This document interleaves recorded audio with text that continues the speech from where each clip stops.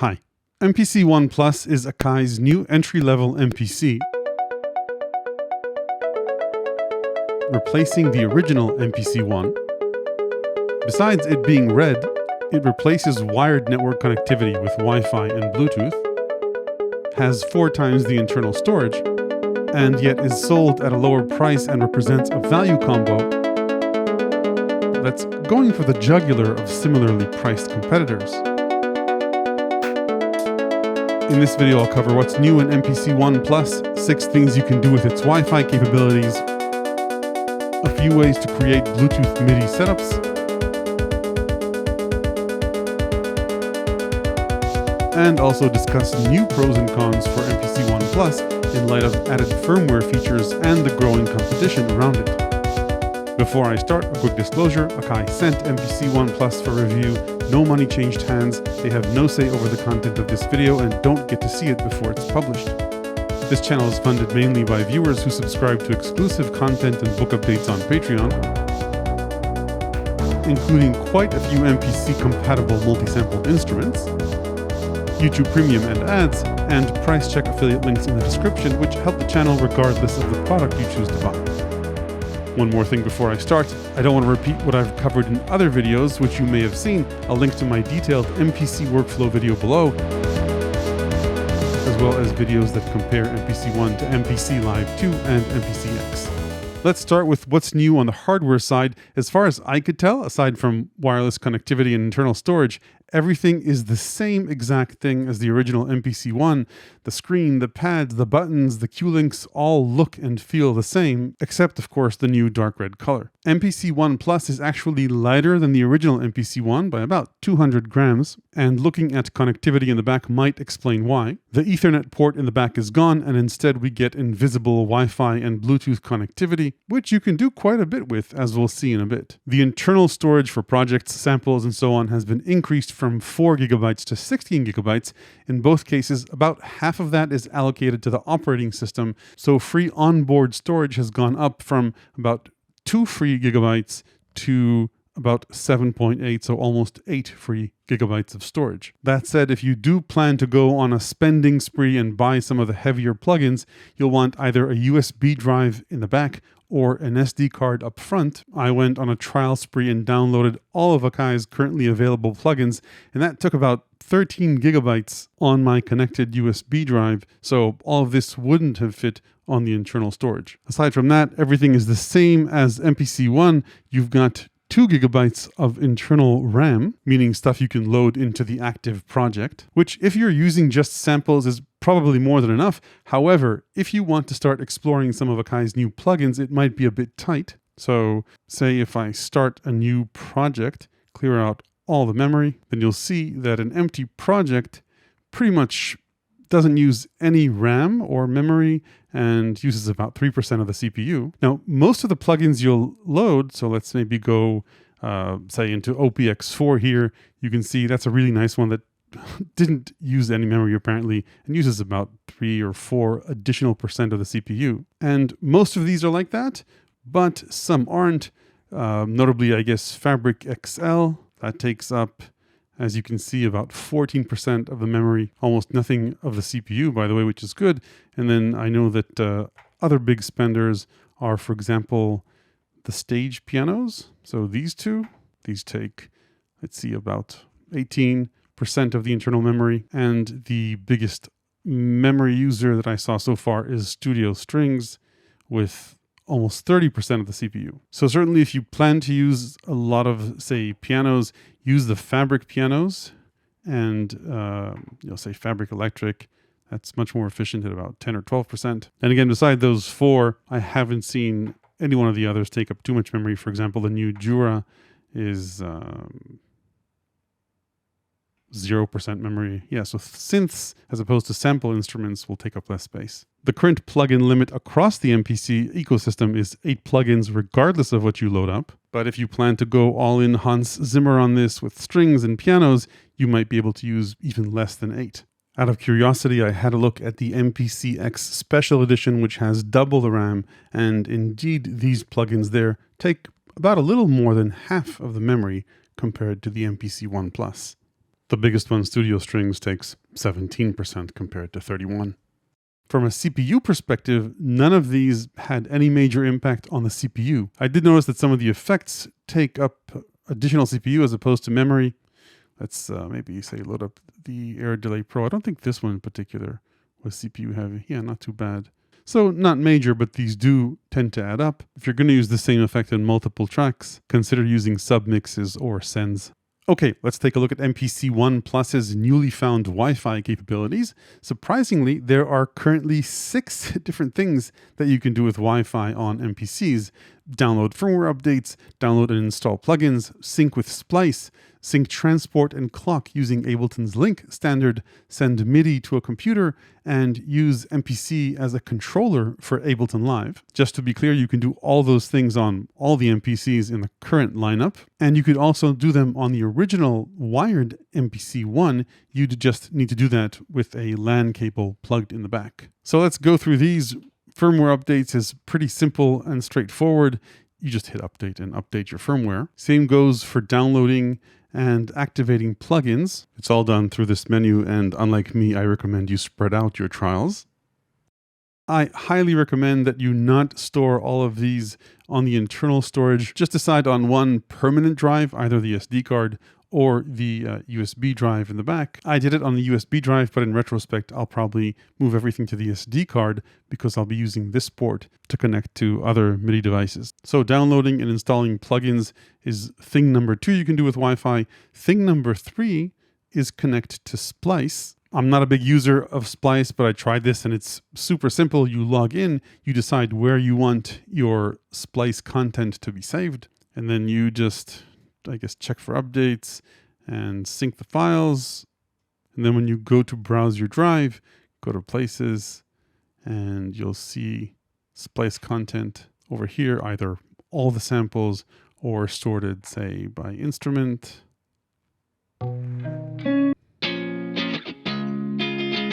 And you can just load them into your project and they become available. The next thing you can do with Wi-Fi is stay in sync with other devices that use Ableton Link.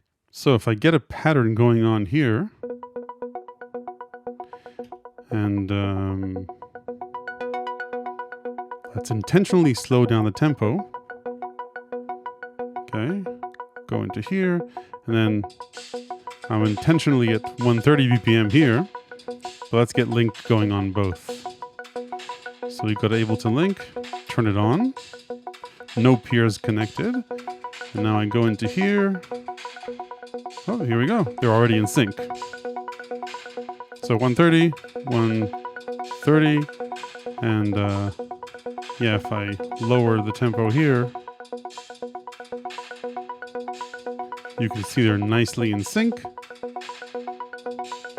And I didn't sync up transport, just tempo, so one won't impact the other.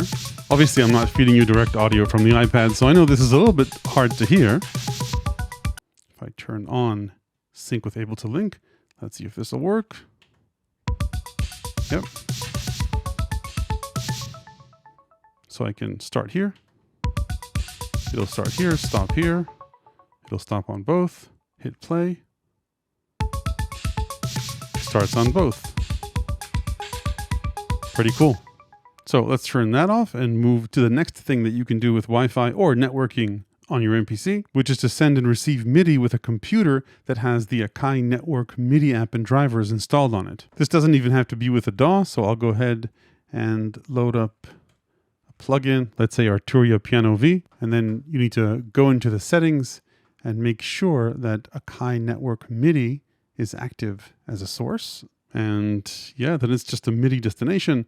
Let's say open up a new track and load up a MIDI program and choose for MIDI port remote. And we can now play this piano. Now I do feel just a bit of latency. If you want to make sure you don't have any, you can still use your computer as an instrument, but do it within a DAW that can sync with Ableton Link, and that'll make sure things stay in sync. And then the final thing you can do wirelessly is use MPC as a controller for Ableton Live, and I have to say, this is the most comprehensive third-party controller implementation I've ever seen for Ableton Live. Now, don't worry, you're not getting a free push here. It's not quite as powerful as that integration. You can't add devices or step sequence directly into Live, and you don't get device-specific visualizations, but this integration can still do quite a bit. You just hit Control, and you can see the session grid, the mixer, and devices are all controllable through here. Now, I won't go over this integration in depth because Akai has a great 20-minute video about it, but yeah, you get access to launch clips or scenes. Stop all if you want. You can navigate around the session grid. You can launch clips with these pads as well as with the screen. I mentioned the mixer earlier, so that works nicely.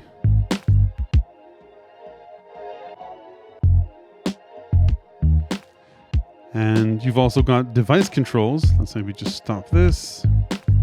So you can navigate between the different tracks and take a look at all the devices on all the tracks. You can see how many devices you've got over here. You can move between devices. And if a device has more than one bank of controls, then you can access those using the bank buttons, and the Q links control the level of the 8 tracks and then the 8 device parameters that are on screen. So say if I go to these, you can see I've got control over the first 4 and then the next 4. By the way, one thing this has that push doesn't is a few controls over the arrangement. So this top bar can do one of 3 things: session, performance, and arrangement. Don't get too excited, it's not full control, but if I switch to arrangement view on the computer, you can see I've got control over the location of the pointer and loop positions, loop start. So not a lot, but better than nothing.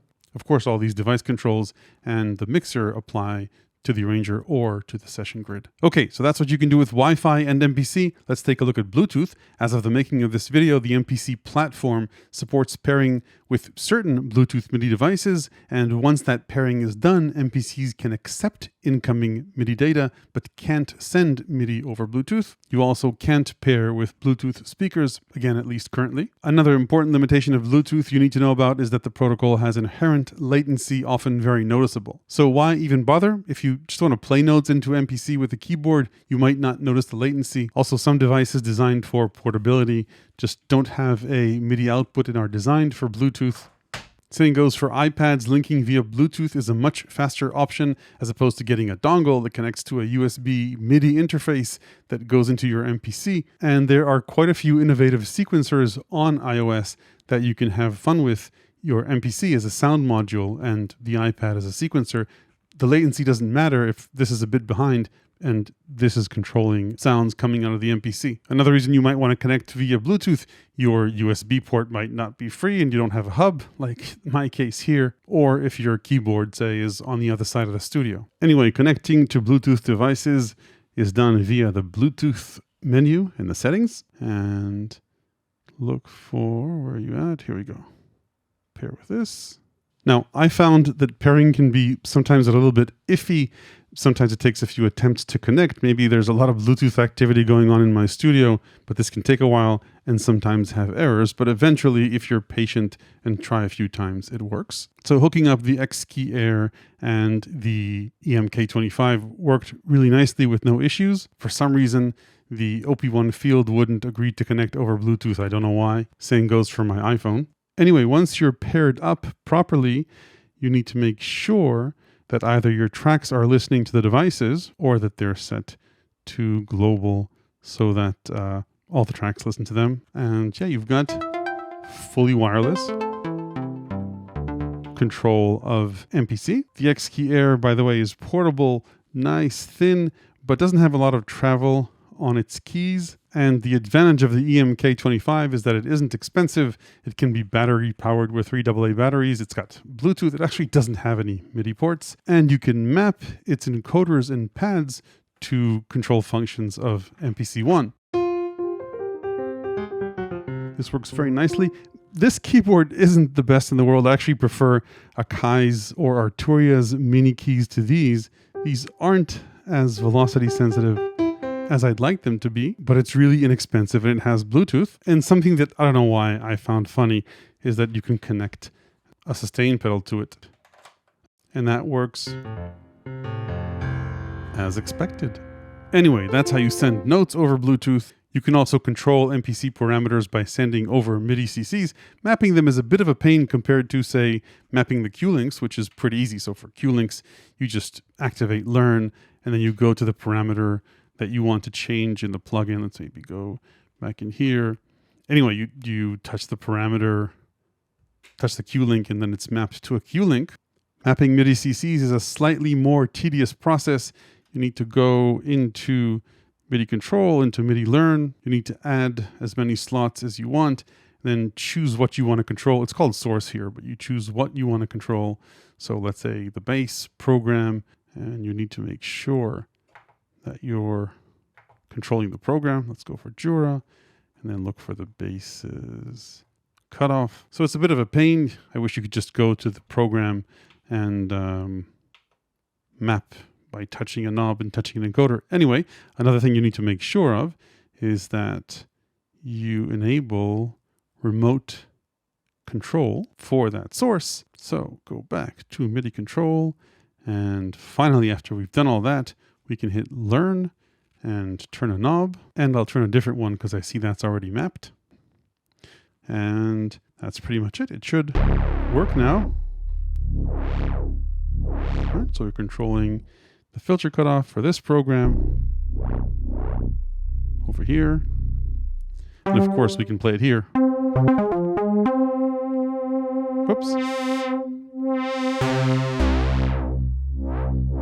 So that's pretty cool. One thing I also wish they would add is the ability to map these knobs to Q-links so that you can control more than just 4 at a time and don't have to page through the banks. By the way, you can also map external pads to, say, toggle mutes and stuff like that. Now, keyboards with Bluetooth are rare. One more interesting tool you might want to use now that you have Bluetooth are these WIDI adapters, also from CME, by the way.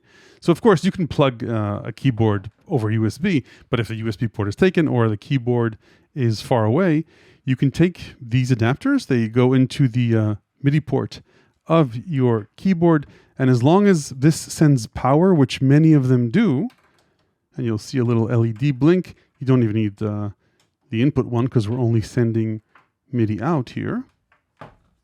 And of course I need to turn the key step on. Let's go into the pairing menu, Bluetooth, and WIDI master pair. This does sometimes take a couple of attempts, so don't give up. I don't know if it's because I have a beta unit or it's just the way it is because of my studio, but oh, here we go. It's active. Let's go back to MIDI sync and make sure that we've also turned this for global. And we now have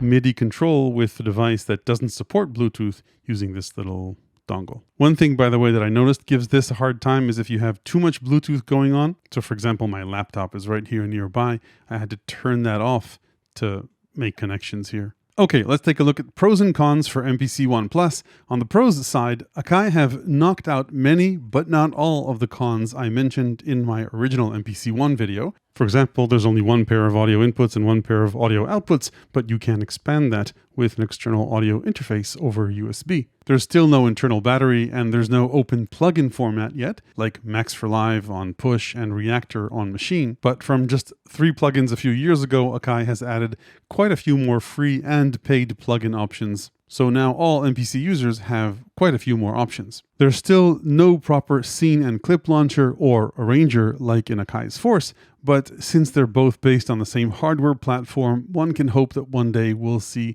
Force-like features on MPC One, though Force has been around for a few years and it hasn't happened yet. Another thing that I would have liked to see in this Mark II MPC One is more USB ports, especially in light of how many capabilities firmware updates have added. Now, you can connect a USB hub to this, but having 2 ports would have given us one less thing to think about. Further, on the hardware side, while 2 gigs of RAM wasn't much of a limitation, I think, on the original MPC One when it first came out, with some of the new memory-heavy plugins like Fabric, the stage pianos, and strings, you may not be able to even max out the relatively limited 8 plugin maximum per project. One thing I think that remains a missed opportunity for the MPC One format, in my opinion, is the Q-links.